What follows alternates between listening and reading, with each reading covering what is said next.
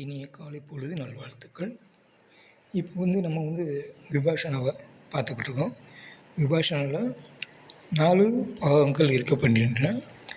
ஒன்று காயானு பாஷனா, 2வது வேதனானு பாஷனா, 3 சித்தானு பாஷனா, 4வது தம்மானு பாஷனா.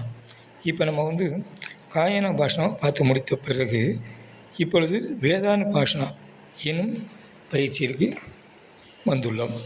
இந்த வேதானு பாஷனாவில் புத்தர் உணர்ச்சிகளையும் மன உணர்வுகளையும் கவனிப்பதற்குண்டான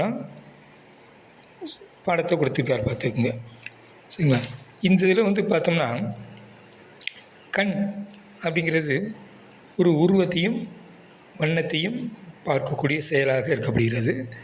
காது என்பது ஓசை இவற்றை கேட்பதாக இருக்கப்படுகிறது.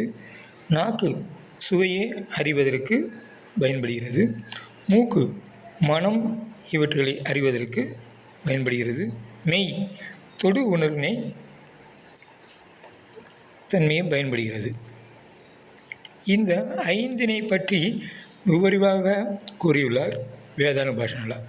அதாவது ஒரு குழந்தையானது தன் தாயை கிள்ளி விடப்படும் பொழுது தாய்க்கு வலி என்ற உணர்ச்சி உடலளவில் ஏற்பட்டாலும் குழந்தையின் விளையாட்டை கருத்தில் கொண்டு அம்மா என்ன பண்ணுவாங்க, மனம் மகிழ்ச்சியாக சந்தோஷமாக இருக்கிறார், குழந்தை கிள்ளிட்டாங்க சந்தோஷமாக இருக்குது, அந்த குழந்தை சந்தோஷமாக இருக்குதா அப்படிங்கிற பார்த்துட்டு இவங்களும் சந்தோஷப்படுகிறார்கள். சரிங்களா? அதே மாதிரி தான் இப்போ சில நபர்களுக்கு பெரிய வெடி சப்தம் புலன் உணர்ச்சி, அதாவது வெறுப்பு என்ற மன உணர்வை ஏற்படுத்தும் நிறைய பேர்த்துக்கு. அதே இது பார்த்தோம்னா பேரிரைச்சலாக வரக்கூடிய கடலின் சீற்றம் சிலருக்கு மகிழ்ச்சியவும் பலருக்கு வெறுப்பு அவற்றையும் இந்த மன உணர்வு ஏற்படுத்தலாம். பார்த்துக்கோங்க.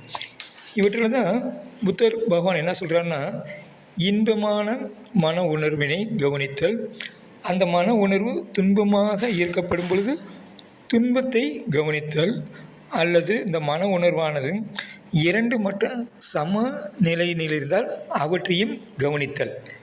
இப்படி வேதானு பாஷனம் சொல்கிறார் பார்த்துக்குங்க. இந்த வேதானு பாஷனத்தில் பார்த்தோம்னா நமக்கு இந்த மெய், இந்த காது, மூக்கு இவைகளை நம்ம எப்போவுமே திறந்த நிலையிலே வச்சுக்கிட்டு இருப்போம். பார்த்துங்க. கண், வாய் இவை 2மே தியானம் செய்யும் பொழுது மட்டும் மூடிக்கொள்வோம். ஏன்னா 5 புலன்களும் பிறப்பு தொட்டு இறப்பு வரையிலும் நாம் தூங்கினாலும் விழித்திருந்தாலும் அவை புற உலகுடன் இடையராது தொடர்பு கொண்டுள்ளன. அதாவது புற உலகிலிருந்து செய்திகள் வாங்கி கொண்டிருக்கின்றன. கண்கள் என்ன பண்ணுது, காட்சியை கொண்டு வருகின்றன. இதன் பொருட்டு எண்ணற்ற எழுச்சிகள் மனதினில் தோன்றுகின்றன. ஒரு பொருளை தூய்க்க வேண்டும் என்ற மன உணர்வு புல உணர்ச்சியாக காட்சியிலிருந்து தான் முதலில் தொடங்குகின்றன. இதன் அடுத்த பகுதி மற்றொரு நாள் நம் வேதான பாஷணத்தில் சந்திப்போம்.